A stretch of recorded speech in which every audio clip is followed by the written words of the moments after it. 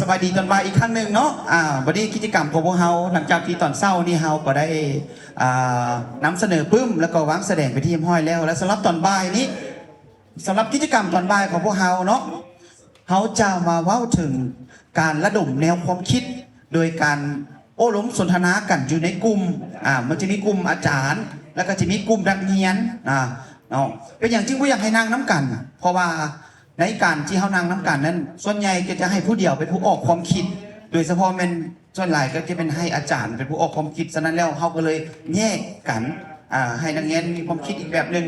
อาจารย์ก็มีความคิดอีกแบบหนึ่งเนาะโดยการออกในความคิดนี้อาจจะขออธิบายอยู่น้ำแผ่นอันนี้ให้ฟังกับสกอนเนาะฟังทางพี่นาเดอร์อยู่ในเจี้ยที่เอาให้นี่มันจะมีของอาจารย์และก็ของนักเรียนสำหรับนักเรียนเลยเป็นตอบเจ้าของนักเรียนฮันเดอร์3 ข้อฮันสำหรับอาจารย์ก็จะเป็น3 ข้อคือกันในการตอบอันนี้มันเป็นการตอบคำถามเนาะลงใส่ข้อผิดมันเป็นการออกแนวความคิดเกี่ยวกับเวียกของสมุดของพวกเขาคือข้อที่1นี้ก่อนและหลังที่มีของสมุดตนเองมีการเปลี่ยนแปลงอย่างใดให้แต่ละคนได้เขียนเด้อเดี๋ยวอันที่2สาเหตุที่บ่มีคนเข้าห้องสมุดหันย้อนหยังในฐานะที่เขาเป็นอาสาสมัครของสมุดและอันที่3เจ้ามีวิธีการใดเพื่อจะเชิญชวนหมู่ของพวกเจ้าเข้ามาห้องสมุดให้หลายขึ้นอันนี้สำหรับของนักเรียนเนาะและสำหรับของอาจารย์และเป็นก้อนและหลังที่มีห้องสมุดอาจารย์คิดว่ามีการเปลี่ยนแปลงแล้วใดสาเหตุที่ครูและนักเรียนเข้าห้องสมุดหน่อยแม่นย้อนหยังครูและนักเรียนเข้าห้องสมุดหน่อยแม่นย้อนหยังและอันที่3เพื่อจะเฮ็ดแนวใดเพื่อให้ครูสามารถนำใส่ปึ้มห้องสมุดเข้าในชั่วโมงการเรียนการสอนหลายขึ้นได้เนาะ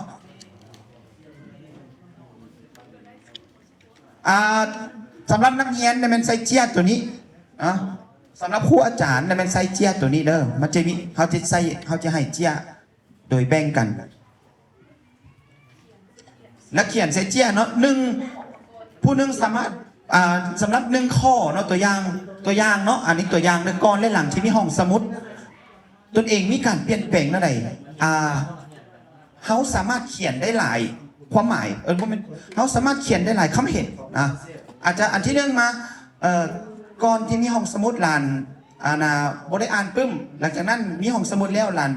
อ่านปึ้มหลายขึ้นความหมายที่2ก็คือหลังจากที่มีห้องสมุดในลานก็ได้ไปสิ่งนักเรียนเก่งตัวอย่างสินะเขาสามารถเขียนได้หลายความหมายต่อ1คำถามเนาะ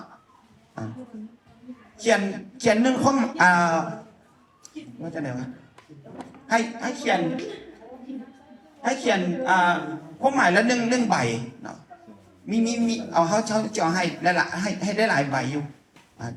เนาะข้อ2ก็คือกันข้อ3ก็คือกันบ่ให้เขียนใบเดียว3คำตอบเลยเด้อบ่ให้คำตอบบ่ให้เขียนใบเดียว3ความคิดนะสมมติข้อ1ข้อ2ข้อ3ที่บ่ให้เขียนในใบเดียวเลยให้แยกออกเนาะอย่างน้อยก็ผู้หนึ่งนี่อย่างน้อยก็เป็น2ความคิดต่อ1คำถามบอกตัวอย่างสาเหตุที่บ่มีคนเข้าห้องสมุดย้อนหยังตัวอย่างเนาะสาเหตุที่บ่มีคนเข้าห้องสมุดย้อนหยังใบที่1เขาเขียนเขาเจ้าขี้ข้านมาห้องสมุดว่าไปด้วยแหละอัน2มาก็อ่านหนังสือบ่ได้ใช่นะอันที่3มาก็มันลิ้นโทรศัพท์หลายตัวอย่างใช่นะเขียนตามที่เขาเห็นแบบประจักษ์ตาเนาะในฐานะที่เขาเป็นอาสาสมัครของสมุดและก็ครูผู้รับผิดชอบของสมุดมันจะมีคำถามอยู่หันอยู่น้ำเจี้ยเขานี่แหละเนาะพอวาดภาพออกบ่เนาะแต่ละกลุ่มโอเคเนาะเพราะว่าหลังจากนี้สิใหญ่เจี้ยตัวนี้ให้คำสั้นแล้วเดี๋ยวจะขอเริ่มเลยเด้อ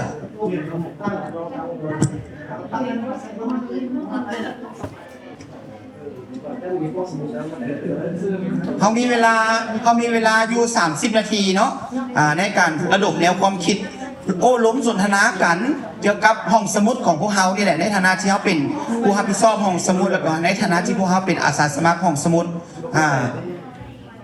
แล้วก็เขียนลงไปว่าก่อนและหลังที่มีห้องสมุดตัวเองมีการเปลี่ยนแปลงแล้วตัวเองนั่นแหละแน่ก็เขียนใส่เจียเลย หลังจากปรึกษาหารือกันแล้วก็เขียนของไผ่ของเราจะผมพูดแล้วนั่นแหละก็พูดไปแล้วแต่ละคนต้องได้เขียนเด้อแต่ละคนเด้อโดย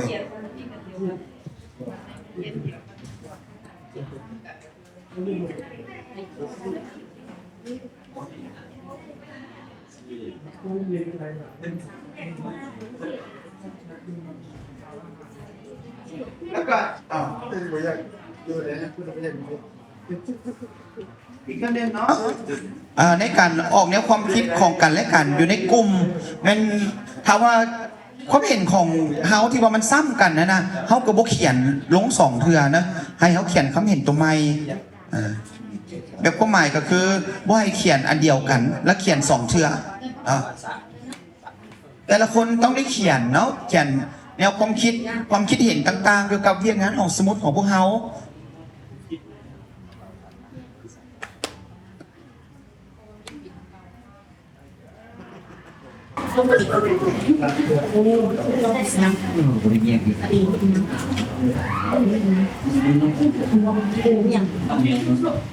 แรกแปะปั๊บนึงเดี๋ยวที่เอาไปแลกกัน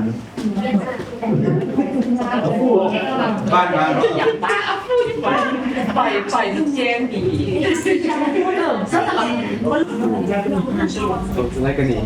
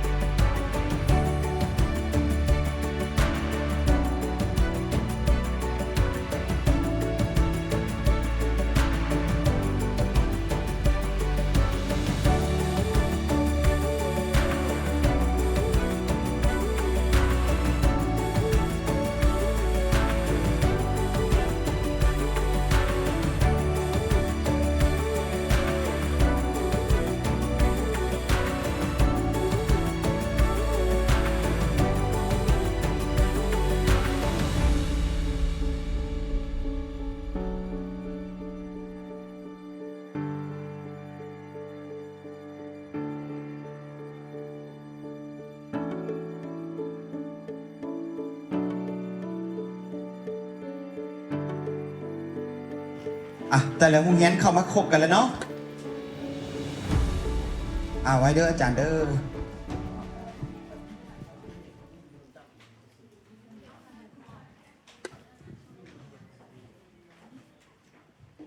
เจ้าสำหรับมหอนี้เราก็ใกล้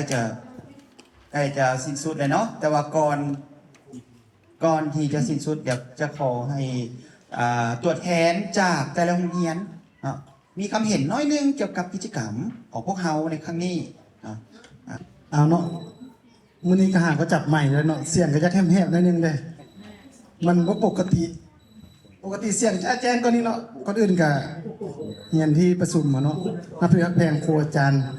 เหมือนทุกคนน้องได้น้องเรียนเนาะที่มาในมื้อนี้ข้าพเจ้าต่างหน้าให้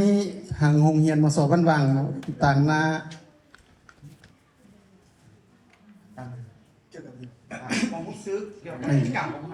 เกี่ยวกับกิจกรรมเนาะความรู้สึกของเราก็คือว่าดีใจเนาะแล้วก็ภาคภูมิใจหลายที่ว่าได้มาร่วมแล้วก็เห็นหน้าเห็นตาพ่อหน้าจำตากับครูอาจารย์มาทุกคนแล้วการร่วมกิจกรรมในมื้อนี้ ก็เห็นว่ามีความดีกันหลาย สิ่งที่ดีกันหลายแล้วก็สิ่งที่โมเมนถึงขั้นบ่ดีเนาะสิ่งที่ว่ามันยังบ่เหมาะสมเนาะเล็กๆน้อยๆอันนั้นกับแต่ละโรงเรียนหรือว่าทางข้าพเจ้าก็จะได้เอาไปแก้ไขปรับปรุงเนาะเติมอีกว่าเกี่ยวกับ การประกอบส่วนหรือว่าการให้ความคิดเห็นเนาะเกี่ยวกับการวางแสดงของเฮาแล้วกันสุดท้ายนี่ก็บ่มีหยังเนาะก็ขออวยพรใส่ให้แก่ทุกท่านครูอาจารย์นำพาแล้วก็น้องๆนักเรียนเนาะให้เดินทางปลอดภัยแล้วก็ประสบผลสำเร็จในหน้าที่การงานขอขอบใจ กับขอบใจอาจารย์หลายๆจากมสบ้านวังของพวกเราวันนี้เมื่อกี้เหนือสุดวันนี้ลองมาใต้สุดจากบาทหนึ่งนะ สันกขออนุญาตทีหนึงนะสำหรับข้าพเจ้าในนามตั้งหน้าให้คณะพิสอบอยู่หมดสองมืนก่อนอื่นก็ขอเฮียนคณะประธานที่เคารพนับถือแล้วก็เฮียนบรรดาเขตนะคณะพัฒนาการศึกษานับถือแพงบรรดาน้องนักเรียนและครูอาจารย์ทั้งหมดที่ใช้เวลามาทอดถอนลูกเฮียนในมื้อนี้นะฉะนั้นข้าพเจ้าก็มีคนรู้สึกภาคภูมิใจที่พวกเราหลายโรงเรียนนะโดยเฉพาะก็คือ4โรงเรียนได้มานำเสนอเกี่ยวกับคนฮู้ก็คือวิสาเหียนเนาะฉะนั้นก็เฮ็ดให้พวกเราก็มีคนฮู้หลายทอดถอนลูกเฮียนได้แล้วก็เป็นลูกเฮียนแล้วก็เป็นผลประโยชน์อันหนึงที่เราจะนำไปใช้ในโรงเรียนของพวกข้าพเจ้าฉะนั้นก็บ่มีหยังนะก็แสดงความเข้าใจมายังทีมงานแล้วก็คณะพัฒนาการศึกษาและก็น้องนักเรียนและครูอาจารย์ทั้งหมดที่ใช้เวลามาฮ้อนในมื้อนี้แล้วก็ใช้แนวความคิดนะของภายของเราเพื่อส่งคนฮู้และคนรับฮู้ให้หลายโรงเรียนเพื่อจะนำไปนำใช้อยู่ในขั้นต่อไปบ่ว่าการจะไปเปิดห้องสมุดหรือว่าการจะนำใช้ห้องสมุดต่างๆฉะนั้นในนามข้าพเจ้าก็มีความภาคภูมิใจและก็ดีใจที่สุดที่มีทีมงาน FC แล้วก็คณะจัดตั้งครูอาจารย์ทั้งหมดเข้าห้องมื้อนี้ก็เข้าใจนะ จะขอบใจทั้งอาจารย์รองเอาส่งนะจากมสเมืองหมื่นต่อปุ๊บต่อไปก็จะเป็นมาทางจีก็เครื่องกลางไม่เรื่องมสน้ำเพลิน ขออนุญาตนั่งเอานะก่อนอื่นก็ขอเรียนครูอาจารย์แล้วก็ทางทีมงานพร้อมโดยนักเรียนทุกคนถือว่าวันนี้พวกเราได้มาฝึกตัวนี้นะถือว่าที่ผ่านมาพวกเราก็เคยฝึกผ่านมาแล้วแต่ว่ามันก็มีหลายอันที่ว่าพวกเรายังประทันเข้าใจลึกซึ้งฉะนั้นวันนี้พวกเรามาฝึกนี้ข้าพเจ้าก็เห็นหลายอันแล้วก็มีทางประสบการณ์หลายอันที่ว่าพวกเราก็ได้ปรับปรุงกันมาถือว่าจุดนี้ถือว่าพวกเราก็มีคนพบเพิ่มเติมนะแล้วก็รวมทางนักเรียนเมื่อนี้ข้าพเจ้ามาสังเกตเบิ่งว่านักเรียนที่พวกเราพามาก็ได้ประสบการณ์ไปนานเด้คณะต้นหน้านี้พวกเรามีการทอดถอนไปนั้นไปนี้ตลอดนะนักเรียนพวกเราอาจจะมีคนโหแล้วก็มีคนสามารถเพิ่มเติมอีกแล้วข้าพเจ้าก็มีน้อยๆกันจังสั้นเข้าใจนะ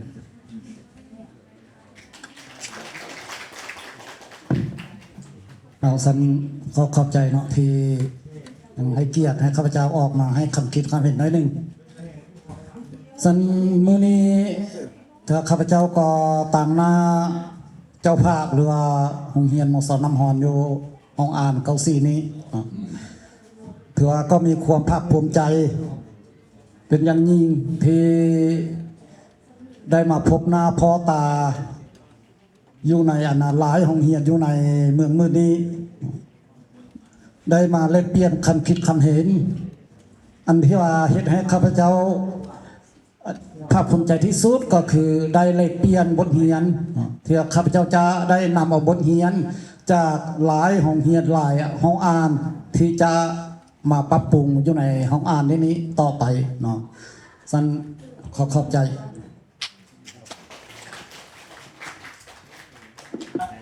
รางวัลของพวกเขาก็มอบกันเป็นที่เยี่ยมห้อยแล้ว และต่อไปและลำดับต่อไปนี้ก็จะให้ทั้ง อาจารย์อาฟูอีกเท่านึงเนาะก็สรุปเกี่ยวกับกิจกรรมผลการจัดตั้งปฏิบัติเวียกของพวกเราในมื้อนี้เนาะเอาเจ้าขอเชิญเลยรถแบบย่อๆย่อ คันสั้นกับสบายดีทุกท่านเนาะข้าพเจ้าชื่อว่าอาฟูแซงใสเนาะต่างหน้าจากโครงการศึกษาธิการและกีฬาเมืองเนาะจะมาสรุปกิจกรรมของเฮาโดยย่อเนาะมื้อนี้อยู่ที่โรงเรียนมอซ่อน้ำหอนเนาะมีโรงเรียนเข้าร่วมมี4โรงเรียนคือโรงเรียนมอซ่อน้ำหอนโรงเรียนมอซ่อเมืองมื่นมอซ่อน้ำเพินและมอซ่อบันบางเนาะในการพบปะและเปลี่ยนกิจกรรมครั้งนี้แม่นเป็นปีสุดท้ายแล้วเนาะเป็นกิจกรรมสุดท้ายของโครงการเอาแล้วเนาะการดำเนินตั้งแต่เริ่มมาแต่เวลา9 โมงเนาะเราได้มีการวางแสดงนำเสนอเนาะหัวข้อวิชาเรียนเนาะแล้วก็ได้มีการลงคะแนนคัดเลือกเนาะและก็มีการเสนอปึ้มเนาะจาก3 น้องแล้วก็จาก4โรงเรียนนั้นเนาะแล้วก็ได้มีการให้คะแนนอีกเนาะและตอนแรกเราก็ได้มีการแบ่งครูออกเป็นกลุ่มแล้วก็นักเรียนออกเป็นกลุ่มเพื่อมีการแลกเปลี่ยนบทเรียนแล้วก็ได้เอาติดโปสเตอร์ใส่ตามที่ได้แยกไว้นี้เนาะแล้วก็มีการมอบรางวัลเนาะให้แก่การที่เราได้ลงคะแนนไปมื้อเช้านั้นเนาะก็สิมีสรุปย่อๆซ้ำนั้นเนาะขอขอบใจเนาะ ๆได้อธิบายให้ฟังเนาะเจ้าคำสั้นมาฮอดนี่กิจกรรมของพวกเราก็สำเร็จเสร็จสิ้นกันไปที่เรียบร้อยแล้วก็ขอขอบใจนำทุกๆภาคส่วนบ่ว่าจะเป็นทั้งองค์การศึกษาธิการและกีฬาเมืองเนาะคณะพัฒนาการศึกษาขั้นบ้านครูอาจารย์ตลอดฮอดน้องนักเรียนทุกท่านที่เขาร่วมกิจกรรมในครั้งนี้เนาะข้าพเจ้าก็บ่มีอย่างหลายก็ขออวยให้พรแก่น้องน้อยน้องนักเรียนแล้วก็ครูอาจารย์แล้วก็คณะพัฒนาการศึกษาขั้นบ้านศึกษาเมืองศึกษาแขวงทุกท่านจงมีแต่ความผาสุกความศรีวิไลความเจริญเนาะเงินบาทไหลมาเงินดอลลาร์ถูกแถวเนาะนะเฮ็ดจังไดก็ยาแล้วก็ขอให้สุขภาพเข้มแข็งเนาะสืบต่อทั้งอาจารย์ทั้งครูแล้วก็ทั้งครอบครัวก็สืบต่อซี่นำพาเวียงงานให้ประสบผลสำเร็จน้องนักเรียนก็ขอให้ตั้งใจเรียนได้ที่หนึ่งทุกๆเดือนเนาะมาฮอดนี้ก็ขอขอบใจแล้วก็ขอกล่าวคำว่าสบายดีเจ้าครับ